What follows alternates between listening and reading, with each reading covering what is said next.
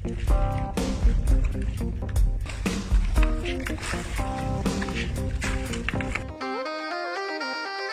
वालेकुम दोस्तों, मैं एक बहुत दिलचस्प जगह जा रही हूँ। ये एक समंदर पर वाक़ एक शहर है, तो एक साथ चलें और देखते हैं।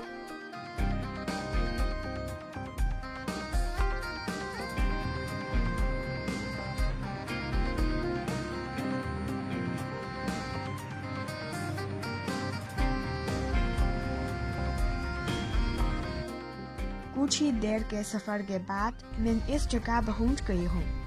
देखिए, ये यहाँ चलने के लिए बनाए गए रास्ते हैं।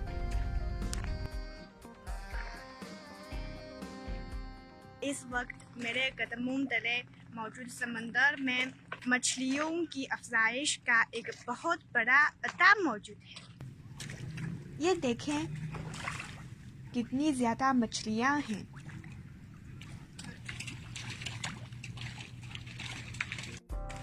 मैं इनको खिलाने की कोशिश करूंगी, लेकिन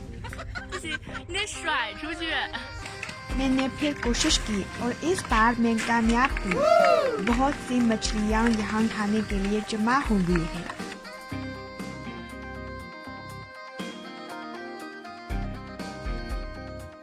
एक और दिलचस्प बात यह है कि इस जगह पर जो बिजली इस्तेमाल की जाती है वो हवा और सूरज से पैदा होती है।